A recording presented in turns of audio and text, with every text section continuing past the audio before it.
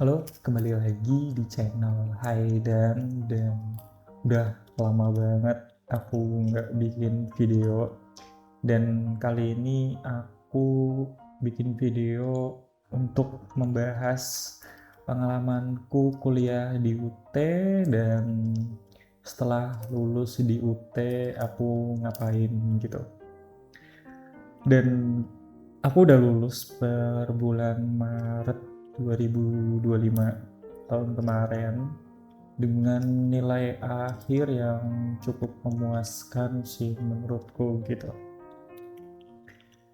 Dan aku akan mulai membahas waktu ini ya, masih kuliah di UT itu gimana. Jadi untuk semester 1 sampai semester 4 itu lebih ke belajar teori dan belum banyak praktek gitu ya. Jadi cukup aman, nilai juga sangat aman waktu itu. Yang penting aku mengerjakan diskusi, tugas gitu. Jangan ada yang bolong dan absen.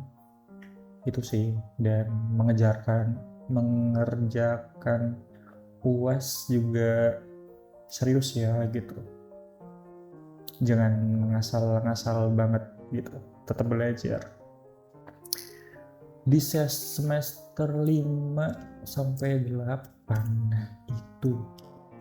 itu ada kendala kalau aku, soalnya ternyata ada matkul-matkul yang itu ternyata wajib mengerjakan tugas gitu. Kalau misalnya nggak mengerjakan tugas satu kali, itu otomatis nilai akhirnya bakalan E gitu. Itu waktu itu aku ada ya beberapa mata kuliah yang dapat E gara-gara aku bolong di salah satu tugas gitu. Soalnya kan satu semester itu ada 3 tugas ya kalau nggak salah. Jadi kalau salah satunya bolong itu otomatis nilai akhirnya. Dan waktu itu aku mengalaminya sih gitu. Itu bukan kesalahan dari UT ya, itu kesalahanku sendiri karena aku nggak baca mungkin, atau kurang mencari informasi kalau mata kuliah itu tuh wajib mengerjakan tugas gitu. Padahal itu aku juga udah mengikuti UAS ya, dan aku udah pede banget karena UASku bisa mengerjakan lah waktu itu, nggak nggak yang ngarang gitu. Tapi ternyata aku dapet E gara-gara tidak mengerjakan tugas gitu. Oke, dan selanjutnya itu kendala ya di semester 5 sampai 6. Dan ketika mengerjakan karya ilmiah, nah ini pengalaman mengerjakan karya ilmiah ini aman aja sih, soalnya UT juga cukup membantu dan pembimbingnya pun informatif gitu. Waktu itu fast respon alhamdulillah yang aku dapat, jadi ibunya tuh membimbing beneran gitu. Jadi aku cepat mengerjakan karil, dan teman-teman yang satu grup waktu itu juga cepat dan dibantu gitu. Selanjutnya setelah karil kan TAP, dan di TAP itu struggle-nya harus belajar sih, soalnya kan itu essay ya, tugas akhir program, itu harus benar-benar dikerjain essay, kita harus nulis gitu ya, mengerjakan soal, dan itu harus belajar sih, soalnya kan itu materinya juga gabungan dari beberapa mata kuliah gitu. Oke, ya kurang lebih seperti itu tuh sih kendala semester 1 4 itu lancar, 5 sampai 8 itu harus fokus dan harus sering praktek, soalnya ada beberapa mata kuliah yang harus bikin video lah, harus praktek gitu, dan ada beberapa mata kuliah yang wajib mengerjakan tugas, kalau enggak itu ya itu otomatis nilai akhirnya gitu. Nah, untuk aku yang berpengalaman, mungkin ini aku kuliah di UT di jurusan sistem informasi, aman-aman aja ya, soalnya aku juga udah kerja di bidang IT juga, jadi aman untuk mempelajarinya gitu.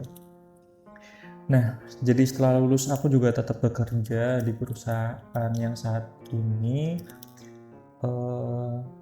cukup aman lah untuk karir gitu, dan udah memiliki pengalaman.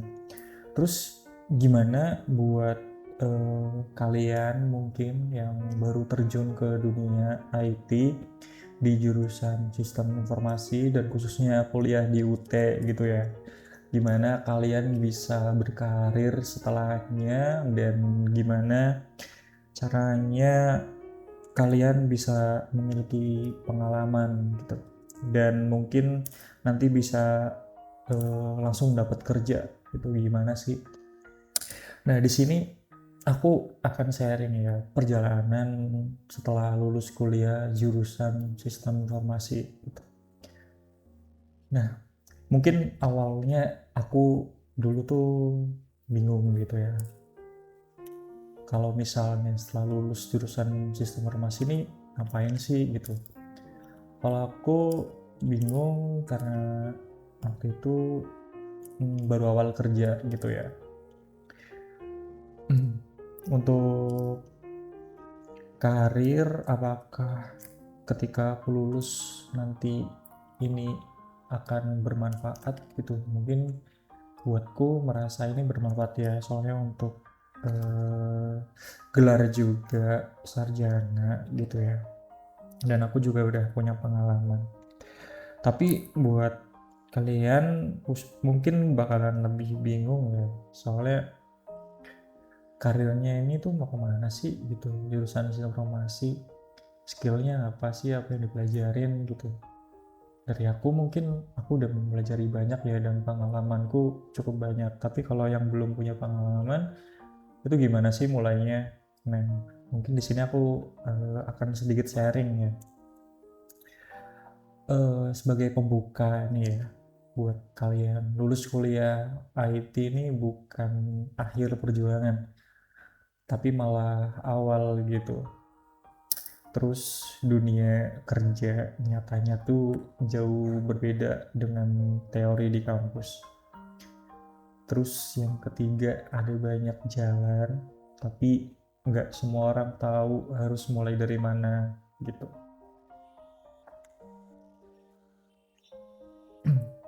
Reality checknya ya, mungkin kalian berekspektasi gitu setelah lulus sarjana di dunia IT kalian langsung kerja di perusahaan besar, terus gaji tinggi, pekerjaan sesuai jurusan. Tapi realitanya ya yang aku alamin gitu, persaingannya tuh ketat gitu ternyata. Mungkin kalian dapat panggilan interview gitu, aku dapat panggilan interview, tapi belum tentu aku tuh dipilih gitu, walaupun udah punya pengalaman sekalipun itu aku belum tentu menjadi kandidat yang dipilih gitu, apalagi kalau yang belum punya pengalaman. Nah, itu sangat ketat apalagi di perusahaan-perusahaan besar gitu. Nah, yang kedua, skill tuh harus terus di-upgrade gitu. Jadi kalian nggak boleh stuck atau berhenti belajar, karena di poin ketiga ini banyak lowongan yang minta pengalaman. rata-rata pengalamannya pun minimal di satu tahun gitu ya, kalau nggak 2 tahun 3 tahun yang udah berpengalaman di bidang ini gitu. Jadi gimana kalian bisa mendapatkan pengalaman itu? Nah, mungkin aku akan bahas sedikit.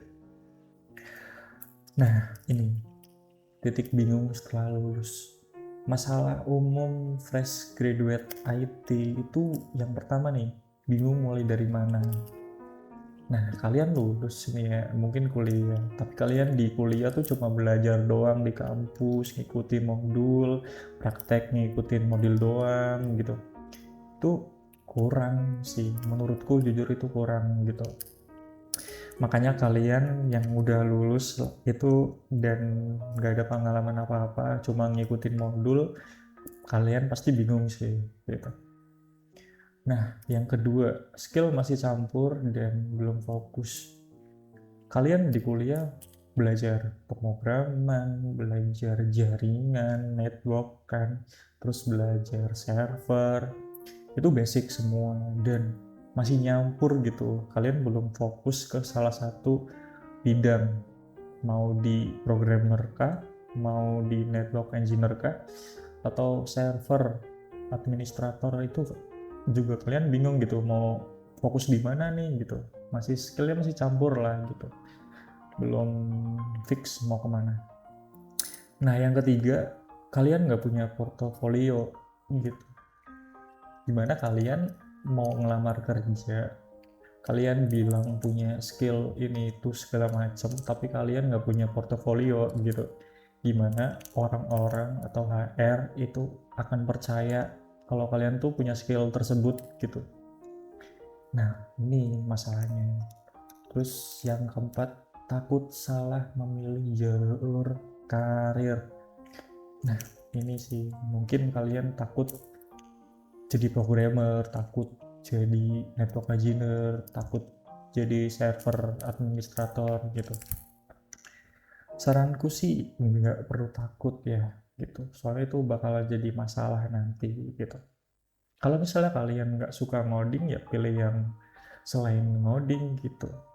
Ada network engineer, ada server administrator, ada data analis, dan masih banyak yang lain ya gitu. Nggak melulu soal ngoding.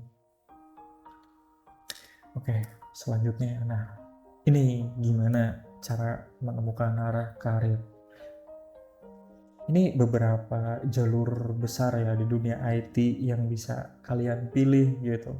Ada software engineer, DevOps atau cloud engineer, network dan sistem administrator, cyber security, data engineer, data analis, QA, tester, IT support, dan mungkin ada beberapa yang nggak disebutkan di sini, itu lebih banyak gitu. Jadi kalian pilih salah satu untuk fokus gitu di salah satu ini dan jadikan itu profesional di kalian gitu. Kalian ambil sertifikasi di salah satu jalur ini.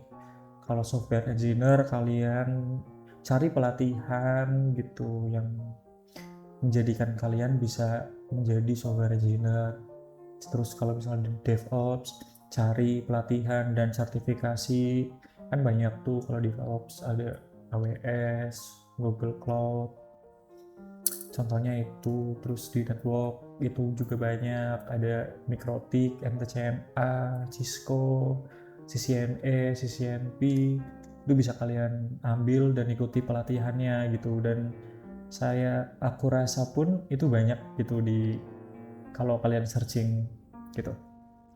Di 4 cyber security juga banyak pelatihan dan sertifikasinya, ikutin aja gitu, banyak pilihannya di dunia itu sebenarnya. Tapi yang penting adalah kalian itu memiliki sertifikasi. Jadi kuliah ini nggak cukup, jadi kalian harus ikut pelatihan di luar dan sertifikasi di luar dan ambil sertifikasi internasional gitu. Ada lebih meyakinkan. Dan pengalamanku juga rata-rata HR pun pasti menanyakan, kamu punya sertifikasi di ini enggak gitu, apakah kamu udah mengikuti sertifikasi gitu.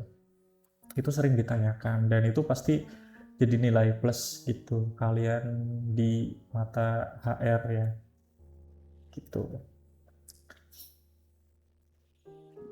Nah, kalau masih bingung, kalian coba evaluasi diri. Mungkin di sini ada beberapa pertanyaan yang aku buat. Skill apa yang paling dikuasai sih gitu. Terus bidang apa yang disukai sih. Terus mau remote atau onsite, mau teknis atau manajerial. Itu pilihan di kalian ya gitu. Kalian tuh passionnya di mana? Nggak melulu passion deh. Kalau misalnya kalian dapat tawaran gitu, perusahaan dari temen gitu, perusahaanku ada butuh data analis nih gitu, fresh grade nggak apa-apa. Nah di situ kesempatan kalian gitu buat ambil aja, buat belajar gitu, dan langsung ambil pelatihan di bidang yang ditawarin itu. Buat apa ya? Buat pengalaman kalian di awal gitu. Siapa tahu itu akan jadi apa ya namanya, pengalaman awal, jadi pintu pembuka di awal karir kalian gitu. Nah, ini skill yang wajib kita kuasain ya setelah lulus. Ini nggak perlu apa namanya harus menguasai banget. Itu minimal harus paham teori dan basic prakteknya gitu. Itu ada Git, GitHub, Linux fundamental, ini komen-komen Linux, kalian harus juga paham cara install gitu. Terus di networking basic, kalian belajar tentang switching, routing gitu, firewall, dan cloud basic, kalian belajar tentang AWS, Google Cloud, minimal tahu aja gitu teorinya gimana, implementasinya gimana. Terus minimal satu bahasa pemrograman utama yang kalian kuasai gitu. Kalau kalian cuma bisa PHP ya nggak apa-apa, kalian belajar PHP gitu, pahamin soal PHP aja, itu juga bisa jadi nilai gitu buat kalian sebelum belajar lebih jauh gitu. Terus yang terakhir adalah komunikasi dan problem solving. Ini skill yang sangat penting sih kalau di dunia kerja. Soalnya kalian harus sering berkoordinasi ya, komunikasi dengan tim-tim lain. Terus kalau misalnya ada masalah juga kalian harus troubleshooting, problem solving, itu sangat penting gitu. Dan hampir tiap hari malah kita harus troubleshooting. Soalnya kan bug dan error itu sering ya gitu. Jadi ini skill yang sangat penting. Inilah beberapa skill ya yang wajib dikuasai, minimal basic gitu, tahu implementasinya gimana dan tahu ilmunya gitu. Nah, selain belajar teori, paham basic-basic, kalian juga mulai bangun portofolio gitu.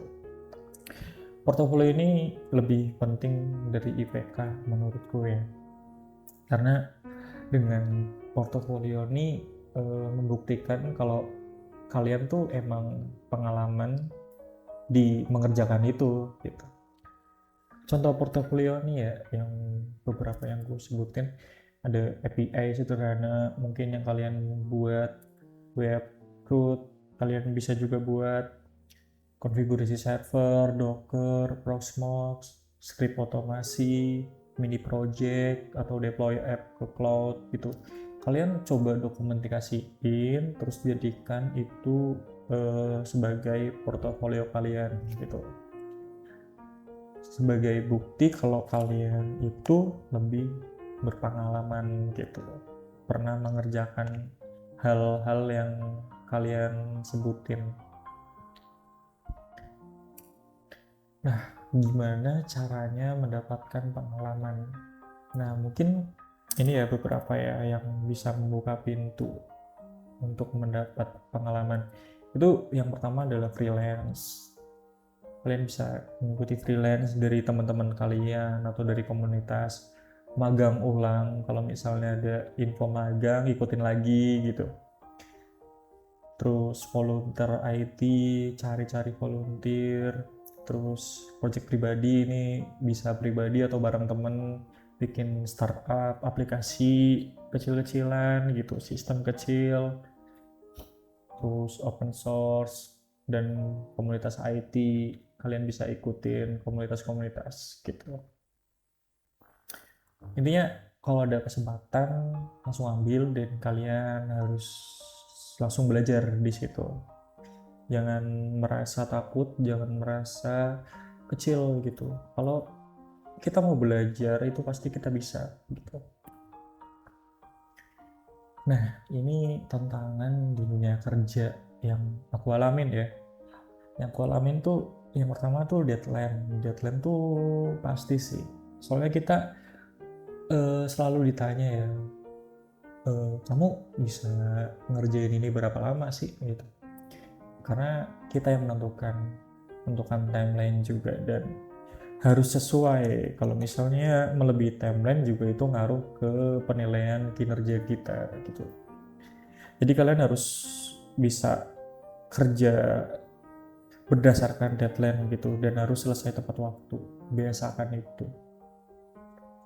Terus sistem error mendadak tuh juga sering, karena ada tester tiap hari ya yang bisa ngetes dan menemukan bug-bug gitu. Jadi error sistem nih bisa jadi makanan sehari-hari gitu, jadi kita harus terbiasa.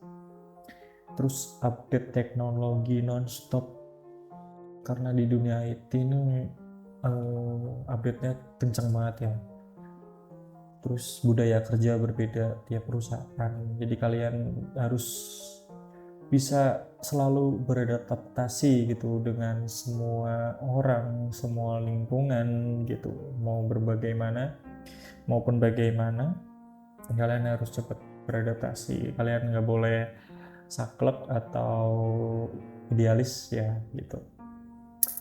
Terus user tidak paham teknis. Nah, maksudnya apa? Maksudnya tuh kalian harus sebagai tim teknis ya, kita itu harus terbiasa mengubah bahasa teknis ke bahasa yang lebih umum gitu, yang orang awam tahu, yang orang awam atau orang non teknis tuh bakalan paham, karena nggak semua orang itu paham bahasa teknis gitu.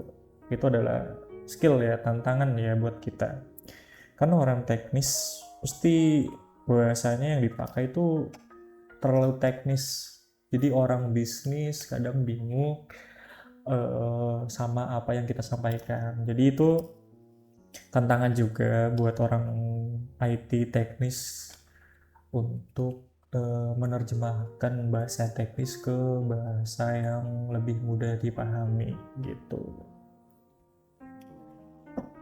Nah, mindset penting yang harus ditanam ya gitu buat kita semua. Belajar itu adalah sepanjang hayat gitu. Industri IT berubah cepat, ini kita harus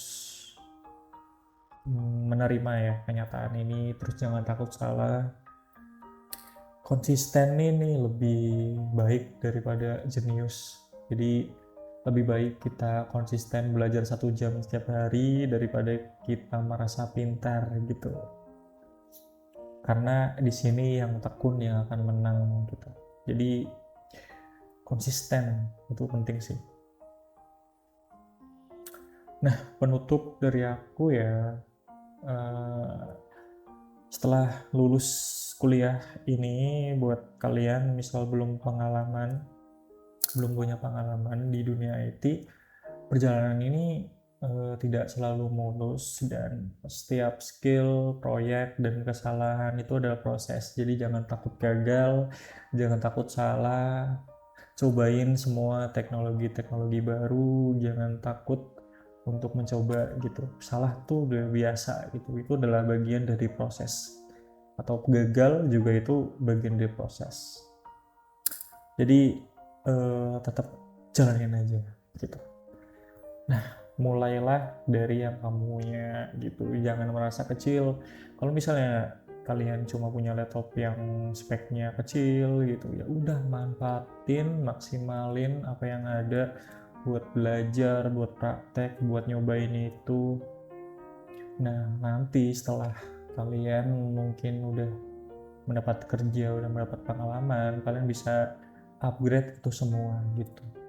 Karena yang penting pertama, kalau belum punya pengalaman, itu yang di-upgrade tuh otak gitu. Kalian harus belajar semaksimal mungkin untuk mendapatkan pengalaman gitu. Jadi nanti untuk laptop, untuk support kalian itu bisa seiring berjalannya waktu pasti akan diganti yang lebih baik gitu. Jadi jangan takut mulai, jangan nunggu harus punya ini dulu lah, harus punya itu dulu lah, jangan gitu. Jadi mulai dari apa yang kamu punya gitu. Oke, aku juga dulu pun kayak gitu. Aku nggak punya laptop yang spek tinggi, aku mulai spek dari yang kecil, laptop ThinkPad gitu ya. Untuk belajar awal, untuk praktek-praktek, aku maksimalin sampai nge-lag gitu ya, udah nggak apa-apa, gas aja gitu. Itu jadi kuliah nih untuk membantu kita mencari tambahan ilmu ya. Jadi jangan jadikan patokan kalau kita udah kuliah selesai itu berarti udah selesai belajarnya. Oh belum, nggak cukup kuliah aja tuh. Jadi perlu ikut pelatihan, ambil sertifikasi, dan belajar, mencoba, praktek ini itu agar skillnya makin berkembang gitu. Oke, karena yang dibutuhin di dunia IT ya, yang berdasarkan pengalamanku itu sih orang-orang yang selalu belajar gitu. Oke, mungkin cukup ya, udah banyak yang dari tadi yang aku ceritain. Jadi itulah, jadi buat kalian yang belum punya pengalaman, yang baru lulus dan merasa masih kosong, itu sih yang bisa kalian lakukan tadi ya. Ngembangin skill, pilih jalur yang kalian mau gitu. Oke, mungkin itu aja yang bisa aku share, dan nextnya mungkin ya kalau misalnya aku udah rajin lagi upload, ini channel akan jadi channel belajar bareng ya. Aku nggak mau menjadi guru atau apa, semuanya sama di sini. Jadi kita belajar bareng, silakan yang mau nanya-nanya, koreksi atau sharing juga oke lah gitu. Oke. Terima kasih semuanya yang udah nonton, dan dadah.